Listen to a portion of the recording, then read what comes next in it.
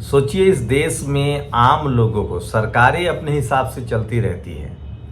इस देश में जो बीजेपी के समर्थक हैं वो किस कदर से हमलावर होते हैं वो समझिए। लिंचिंग हो जाती है, सोशल मीडिया पर आपको गाली गलौज किया जाएगा अगर आप सरकार से सवाल पूछते हैं। कल तक जो मोदी समर्थक लोग थे वो झालर का विरोध करते थे। अमेरिका ने टैरिफ लगा दिया। इतनी भी बात वो नहीं समझ रहे हैं कि रूस से तेल अंबानी खरीद रहा था, मुकेश अंबानी। उसको दुनिया भर के देशों में वो बेच रहा था, सस्ता तेल खरीद के महंगा बेच रहा था। भारत के लोगों को उसने सस्ता तेल नहीं दिया। अमेरिका ने चूंकि रूस से आप तेल ना खरीदे, इसको लेकर टैरिफ लगा दिया। अमेरिका का कहना है कि यूक्रेन युद्ध में रूस जो पैसा खर्च कर रहा है वो पैसा भारत से आ रहा है और भारत तेल खरीद रहा है। तेल तो चीन भी खरीद रहा है, तेल तो ईरान भी खरीद रहा है, लेकिन चूंकि अमेरिका कुछ बिगाड़ नहीं सकता है चीन का, ईरान का भी अब कुछ बिगाड़ नहीं सकता है, क्योंकि ईरान ने भी उनको ताकत दिखा दी। चाइना ऑलरेडी ताकतवर है, तो बचता है उनको लगता है कि भारत कमज़ोर है और भारत पर टैरिफ लगा दिया, तो उसकी सजा आप पूरे देश को भुगत रही है। अब सजा कैसे है वो समझिए। सजा इस तरह से है कि जो भी यहाँ के निर्यातक लोग हैं जो एक्सपोर्ट करते हैं, कपड़ा, कालीन, गहने, ये इसमें दलित पिछड़े का कोई लेना देना नहीं है। सवर्णों का नुकसान हो रहा है। जो सवर्ण मिडिल क्लास सवर्ण है, अंबानी अडानी नहीं, जो अपर मिडिल क्लास सवर्ण है उनके बिजनेस चौपट हो रहे हैं, लगभग 15 लाख लोगों के। दलित पिछड़े उसमें मजदूर हैं, वो तो यहाँ नहीं वहाँ नौकरी कर लेंगे, लेकिन उसके बाद भी चुप्पी है।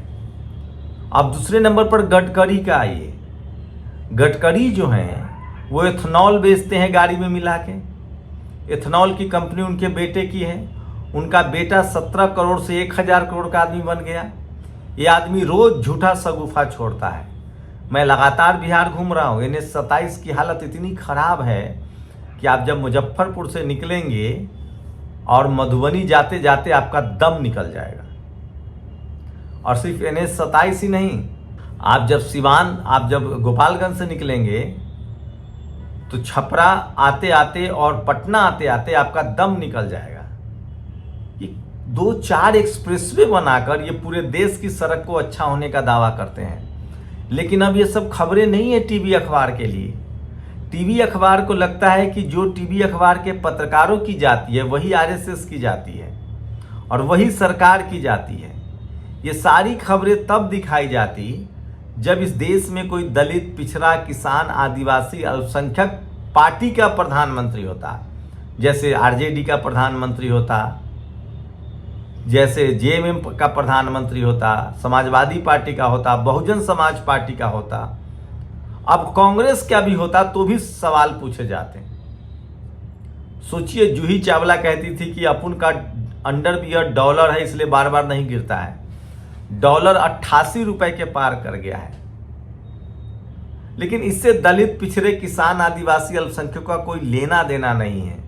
लेकिन मैं फिर भी बता रहा हूं आपको, क्योंकि हम लोग तो इस रेस से अभी बाहर हैं। हम तो अभी पेट की लड़ाई लड़ रहे हैं। हमें क्या लेना डॉलर से, क्या लेना एथनॉल से, हमें क्या लेना है एक्सपोर्ट इंपोर्ट से।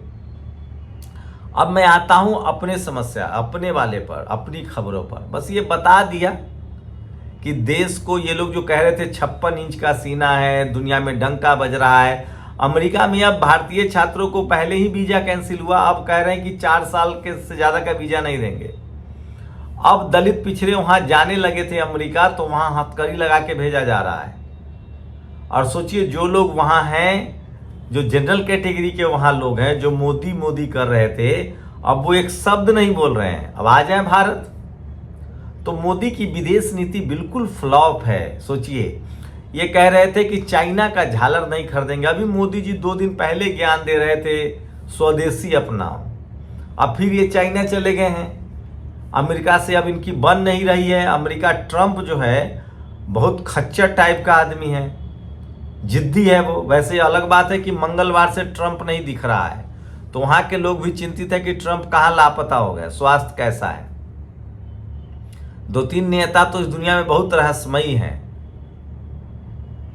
तो सोचिए, तो ट्रंप से बन नहीं रही है और ट्रंप रोज कह रहा है कि हमने सीज फायर करवाया, हमने सीज फायर करवाया, हमने बिजनेस की धमकी दी। तो सवाल है कि प्रधानमंत्री एक बार बोल क्यों नहीं देते हैं? 50% टैरिफ आपने लगाया, चलिए हम लोग उसके खिलाफ लड़ेंगे, स्वदेशी अपनाएंगे। अब ये चीन गए हैं, चीन जो हमारे गलवान पर हमला करता है, हमारे सैनिकों पर हमला करता है। कल तक इनके समर्थक कह रहे थे चीनी झालर नहीं खरीदना है, चीनी लाइट नहीं लगाना है। अब चीन अपना माल और ठेलेगा, मतलब हम खरीदार बन के रह गए हैं। और इसके लिए इस देश का धन्ना सेठ जिम्मेदार है। ये लोग आलू, प्याज, लहसुन, तेल, मिर्ची के क्षेत्र में बिजनेस करेंगे। गाड़ी दुनिया खोजेगी, ये बेचेंगे। लाइट दुनिया खोजेगी, ये बेचेंगे। इनका अपना कोई इन्वेंशन नहीं है, उसमें इन्वेस्ट नहीं करते हैं। ये विदेश से माल खरीदेंगे और यहाँ 100 में लाके 200 में बेचेंगे, क्योंकि इनके बाप दादा के पास बिजनेस था, पैसा है, सिस्टम में भागीदार हैं। नया आदमी न कोई बिजनेसमैन बन सकता है, क्योंकि नया इन्वेंशन ही नहीं है। एक बात। दूसरी बात, ये लोग पैसा रिसर्च में, कॉलेज यूनिवर्सिटी में लगाना नहीं चाहते कि कोई नया पैदा ना हो जाए। तो ये स्थिति है। दलित पिछड़ों के लिए कुछ नहीं। अब दलित पिछड़ों के लिए जो स्थिति है वो बता रहा हूँ। हमें जो भी मिल रहा है, एक सरकारी अदद नौकरी, चाहे ये हो चाहे चपरासी हो, हमें जो कुछ मिल रहा है वो संविधान से और वोट से। हम मीडिया में नहीं हैं, जुडिशियरी में अब थोड़ा बहुत आने लगे हैं, कॉलेज यूनिवर्सिटी में थोड़ा बहुत आने लगे हैं, तो ये NFS कर दे रहे हैं। हम थोड़ा बहुत इसरो में जाने लगे हैं, तो ये वहाँ रिजर्वेशन नहीं है। और सरकारी नौकरियां group A, group B, group C, group D तक की खत्म कर रहे हैं। तो दलित पिछड़ा जहां था वहीं रह जाएगा, मजदूर का मजदूर। बस एक उम्मीदें थी, पॉलिटिकल उम्मीदें थी, वो भी इन्होंने अब छीन लिया। अभी हम इस कदर लाचार बेबस कर देंगे। सोचिए, वोट के दम पर हमारे लोग CM PM बन रहे थे, वार्ड काउंसलर बन रहे थे, जिला पार्षद बन रहे थे, MLA MP बन रहे थे, स्कूल अस्पताल की बात हो रही थी। अब इनको लगा कि ये लोग सब राजनीति में 50% इसकी संख्या हो गई, इनकी संख्या घट रही, क्योंकि दलित पिछड़ों के पास वोट है। तो वोट पहले ये लोग वोट देने के पक्ष में नहीं थे, बाबा साहब ने दिलवाया। फिर ये लोग वोट डालने नहीं देते थे, SC ST रिजर्व सीट पर अपने नौकरों को जितवाते थे। उसके बाद बूथ लूटने लगे, अपने दरवाजे पर बूथ बनवाने लगे। उस सब से भी पार पाया, जगदेव बाबू हों, चाहे मान्यवर कांसी राम साहब हो, सुनीलाल पटेल हों, इन सब लोगों ने बड़ी लड़ाई लड़ी। जब दलित पिछड़े मुख्यमंत्री बनने लगे तो इन्होंने कहा कि राजनीति का अपराधीकरण हो गया, जबकि इन्होंने राजनीति का पैसाकरण कर दिया। अब थोड़े बहुत दलित पिछड़े, किसान, आदिवासी, अल्पसंख्यक अब चुनाव भी लड़ने लगे हैं। कुछ दलित पिछड़ों की पार्टियां बन गई, तो ये EVM लेकर आ गए। और उससे भी अब बड़ी बात है कि ये SIR कर रहे हैं, दलित पिछड़ों का नाम काट रहे हैं। जो बाहर कमा रहे हैं, मजदूरी कर रहे हैं, उनका नाम काट रहे हैं। साथ में नाम काट रहे हैं, साथ में बहुजन दलों की वोट की चोरी कर रहे हैं। क्यों नहीं BSP चुनाव जीत जाती है? क्यों नहीं RJD समाजवादी पार्टी चुनाव जीत जाती है? तो यही जातिवाद और मनुवाद है। लेकिन शुक्र है कि BJP के बाद अब थोड़ा बहुत वो दलित पिछड़े, देखिए BSP तो हमेशा से अम्बेडकराइट पार्टी रही, उस पर तो कोई शक नहीं है। लेकिन चूंकि वो गठबंधन की राजनीति में नहीं है, तो हम लोग क्या कर सकते हैं, समझा ही सकते हैं। BSP के लिए एक अच्छी खबर है कि BSP सुप्रीमो मायावती जी ने अपने भतीजे आकाश आनंद जी को नेशनल कन्वेनर बनाया, राष्ट्रीय संयोजक बनाया। युवा है, तेज तरार है, अच्छा बोलते हैं। इसका जरूर पार्टी को फायदा होगा और देश भर में वो कैंपेन भी करेंगे। मध्य प्रदेश के अध्यक्ष बरकरार हैं, पिप्पल। बिहार के अध्यक्ष जो हैं वो बरकरार रखे गए हैं, और पाल साहब जो हैं यूपी के अध्यक्ष बनाए गए हैं। तो BSP के लिहाज से ये खबर है।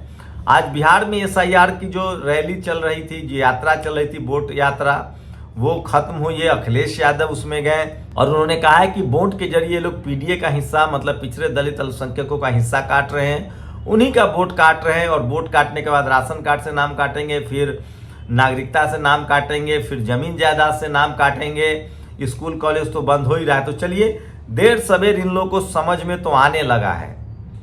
वहीं कुछ चीजें राहुल गांधी की अच्छी भी लग रही है, लेकिन कुछ शिकायतें भी हैं।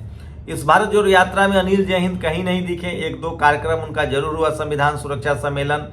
और राजेंद्र पाल गौतम जो SC डिपार्टमेंट के चेयरमैन है, राहुल गांधी ने बाबा साहब की फोटो जरूर ली है, लेकिन वहाँ दलित पिछड़े नेता नहीं दिख रहे हैं। मेरा एक बड़ा बुरा अनुभव रहा, मैं उस पर कभी बात करूंगा। राजेश राम जो है वो अध्यक्ष बनाए गए हैं, वो मंचों पर जरूर दिखे, ये एक अच्छा पक्ष है। और उसी बीच उनके दफ्तर पर सदाकत आश्रम पर हमला हुआ, तो इसे क्यों न दलित पिछड़ा पर हमला माना जाए।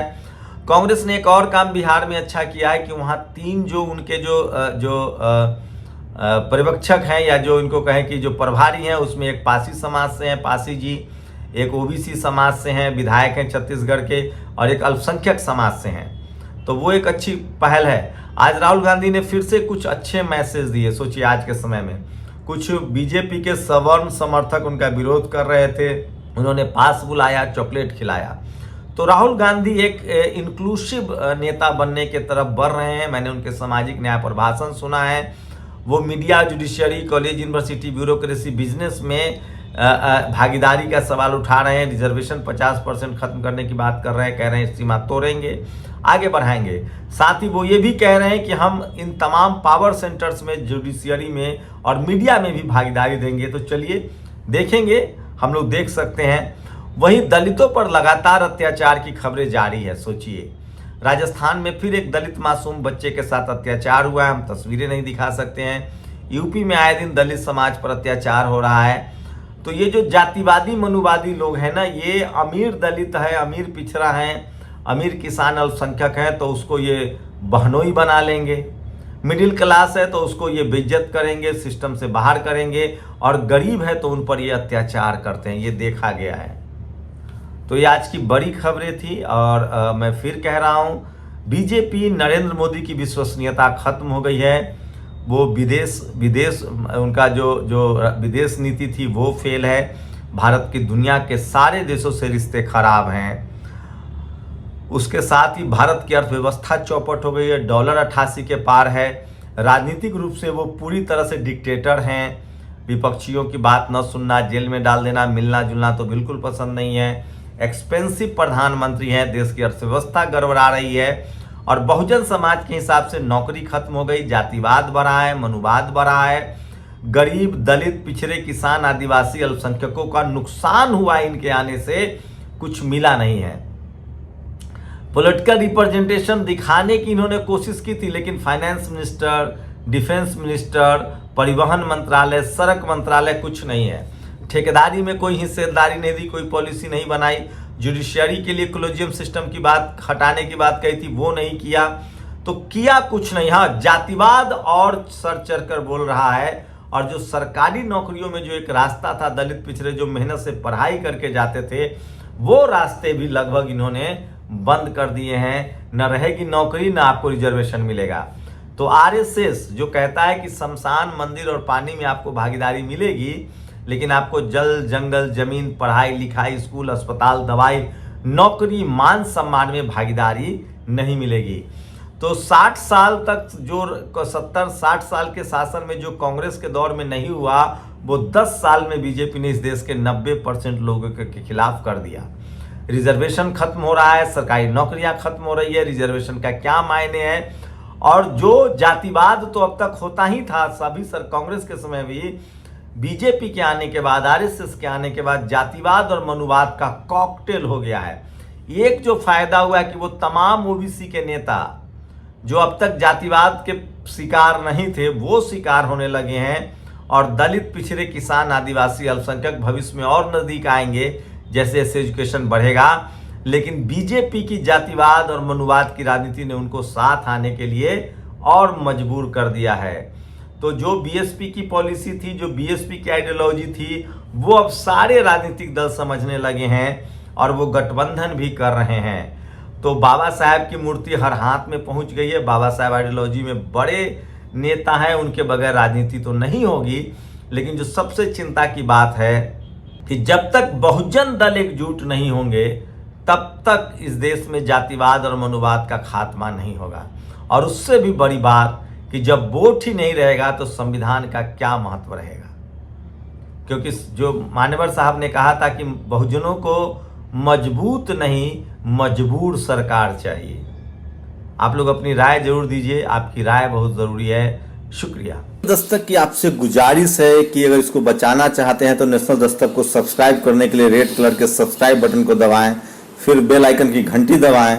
नेशनल दस्तक को बचाने के लिए बहुत जरूरी है कि हर खबर को शेयर करें, लाइक करें, कमेंट जरूर करें।